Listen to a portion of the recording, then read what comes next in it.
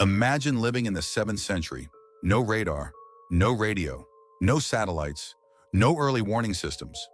A coastal city's entire fate could change just because a few dark shapes appeared on the horizon. Shapes that might be merchant ships bringing life or enemy warships bringing death. Now picture Constantinople, the capital of the Byzantine Empire.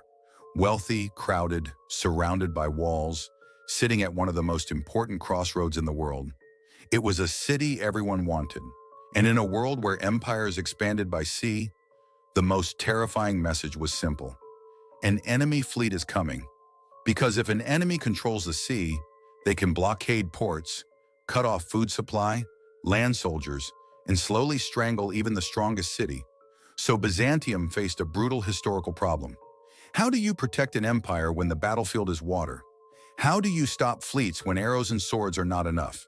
How do you win naval wars without modern engines, without steel ships, without explosives as we know them today?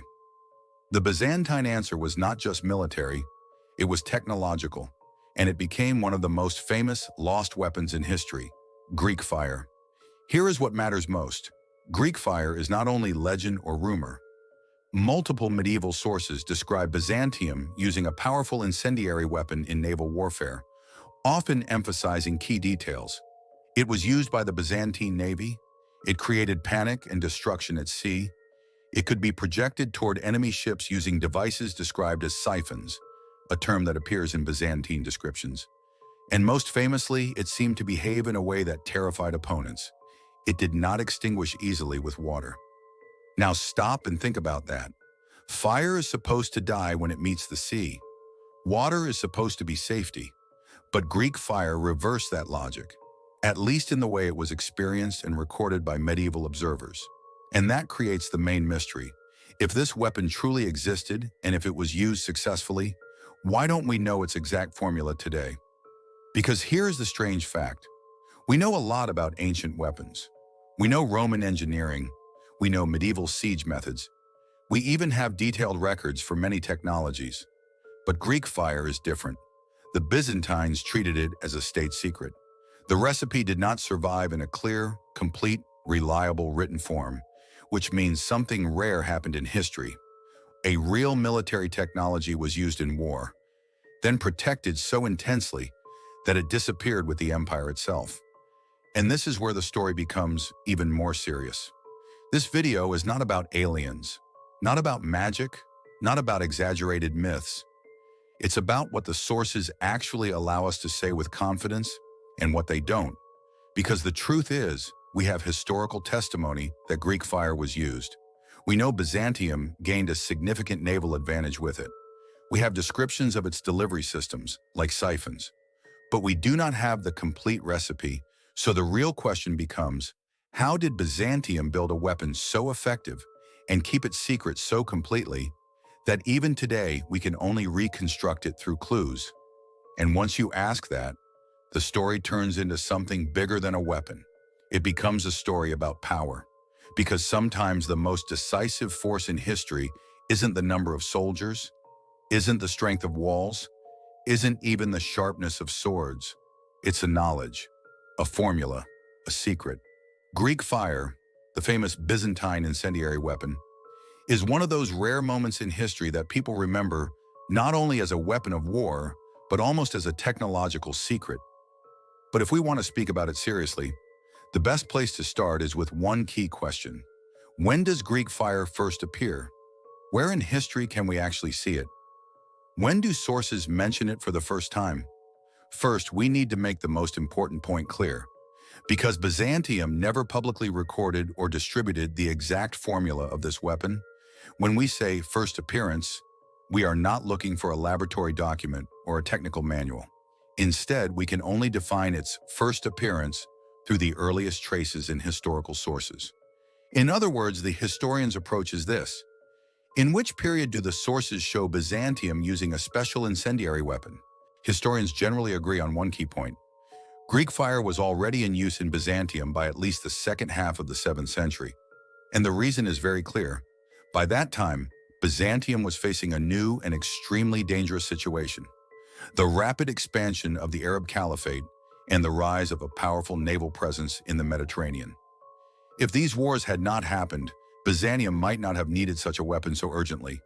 But the fact is that in the 7th century, Byzantium's greatest threat was no longer only land armies. Naval warfare had become central, and naval warfare demanded a technological advantage. This is exactly where the most famous answer to the first appearance question comes in. The earliest major use most commonly associated with Greek fire is linked, within Byzantine historical tradition, to the Arab sieges of Constantinople. Different history books describe the siege timeline slightly differently, sometimes 673 to 678, sometimes 674 to 678, but the core conclusion does not change. By the late 7th century, the Byzantine capital was under naval threat. The defense of the fleet was vital, and later Byzantine chronicles emphasize that Byzantium used a special incendiary weapon in these battles. Here, a very important detail matters. Historical sources do not always label the weapon explicitly as Greek fire. Instead, they describe its characteristics.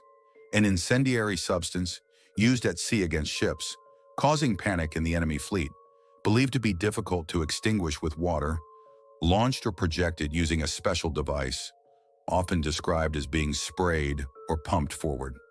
For historians, Greek fire first appears through exactly these kinds of descriptions, and this period makes sense as a moment of technological competition.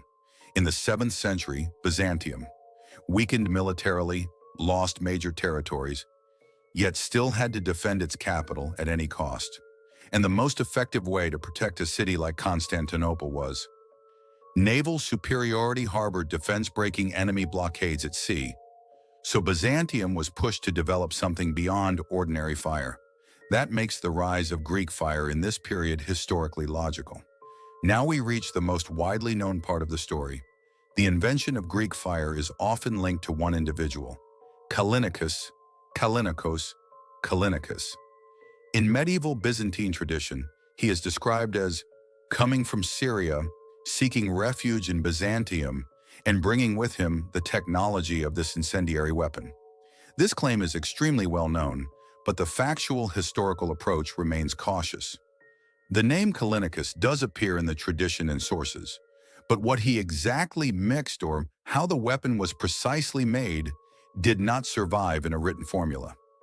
So regarding the first appearance question, the Callinicus tradition further supports the idea that Greek fire's earliest phase belongs to the late 7th century.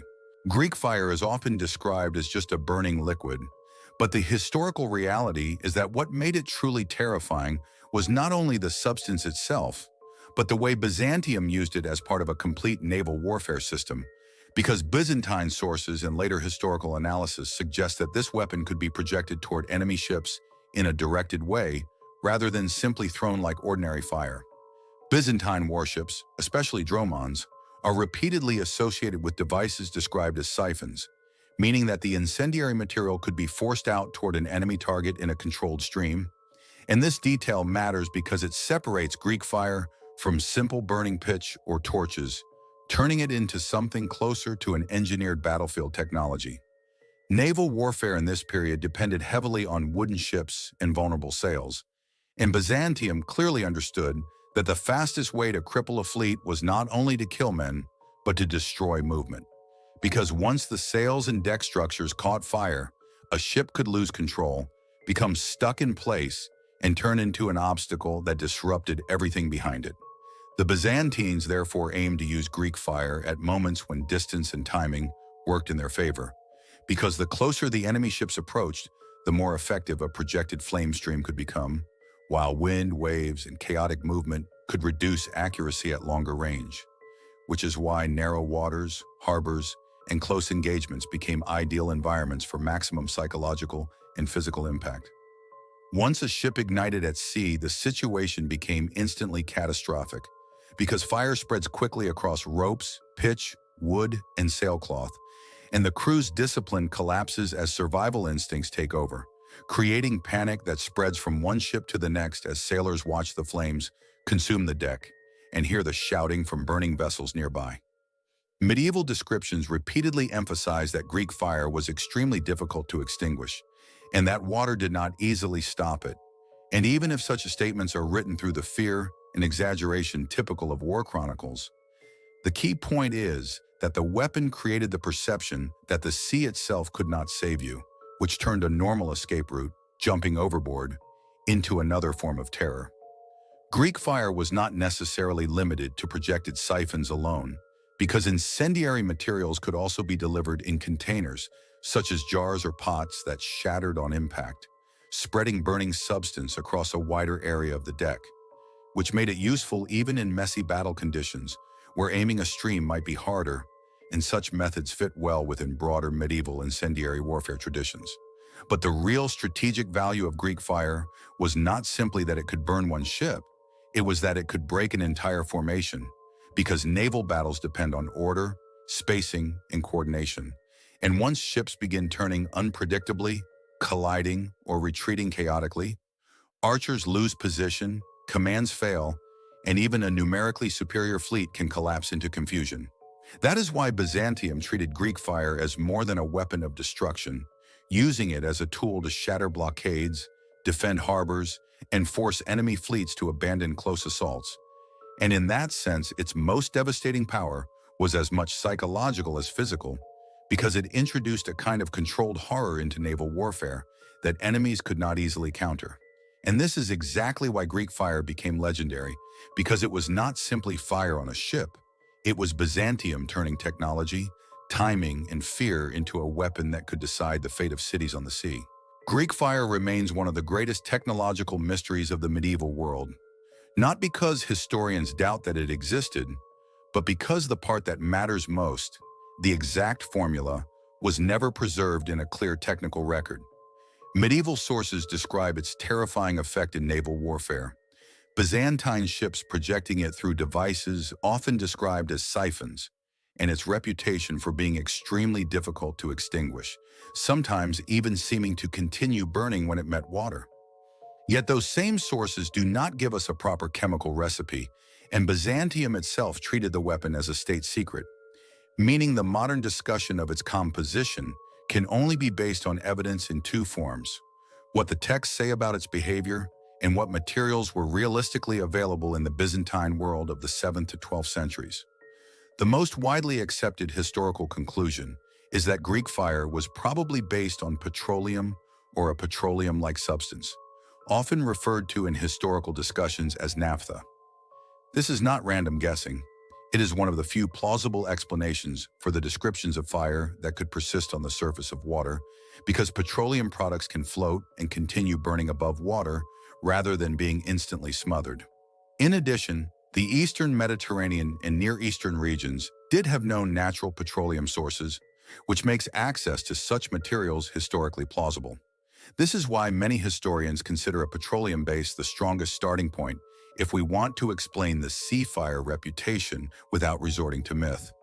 But petroleum alone would not necessarily create the full effect described in medieval accounts, especially the idea that the substance could cling, spread quickly, and produce a dramatic, fear-inducing blaze. That is why a second major possibility often discussed is the addition of resins or pitch, such as pine resin or similar sticky combustible materials.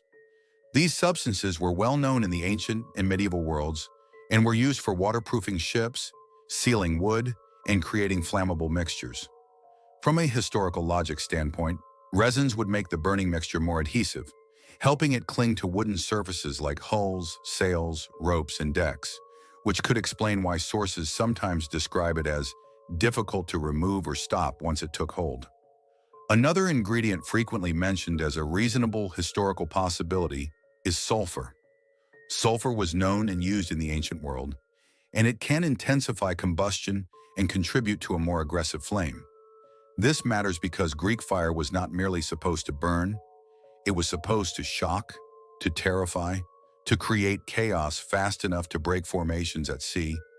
The psychological impact described in sources makes more sense if the weapon produced an unusually intense, unnatural-looking blaze compared to ordinary fire, and sulfur-based components could have contributed to that violent visual effect.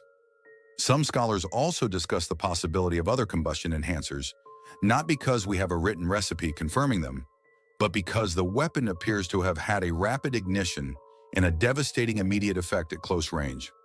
However, here historians have to remain careful. Medieval texts often exaggerate the supernatural quality of weapons during wartime, and the farther we move away from widely available substances like petroleum, resin, and sulfur, the more speculative the claims become. The strongest academic approach is to say that Greek fire's behavior can be explained without magic, using materials that fit the region, time period, and recorded effects. But there is one more crucial point that people often misunderstand. Greek fire was not only a chemical mixture, it was also a delivery technology. The weapon's fearsome reputation was tied not just to what it contained, but to the fact that Byzantium had developed methods to store it, transport it safely on ships, and project it toward targets, especially through siphon systems described in historical tradition.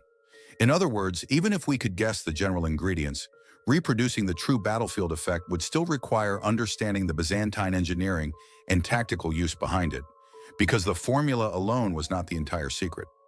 So the most responsible fact-based conclusion is this: we do not possess the original recipe, but the most plausible historical reconstruction suggests a mixture likely built around a petroleum or naphtha base, enhanced with resins or pitch for adhesion and burning persistence, and possibly strengthened with sulfur to increase intensity and shock value. And the reason this remains such a powerful mystery is because Byzantium did not only hide a chemical formula, it protected an entire military technology system, and when the empire weakened and collapsed, that system vanished with it. And that is what makes Greek fire one of the most haunting weapons in history, because this wasn't a myth written by poets. It was a real technology used in real naval wars, powerful enough to protect Constantinople and terrify entire fleets. Yet today, the exact formula is gone. Not because it never existed, but because Byzantium guarded it like a state secret. Only a few people knew it. The knowledge was never openly recorded. And when the empire weakened, when cities fell, when workshops disappeared, the secret disappeared with them. So Greek fire becomes more than a weapon. It becomes a warning. That human civilization doesn't only progress forward, sometimes it loses things permanently. A discovery can vanish. A technology can collapse into silence. And centuries later, we're left with only fragments and questions. So here's the real mystery. If one empire could create a weapon like this, what other ancient knowledge has been lost forever? If you enjoyed this story, hit like, subscribe, and turn on notifications, because we explore the darkest secrets and lost technologies of history. See you in the next video.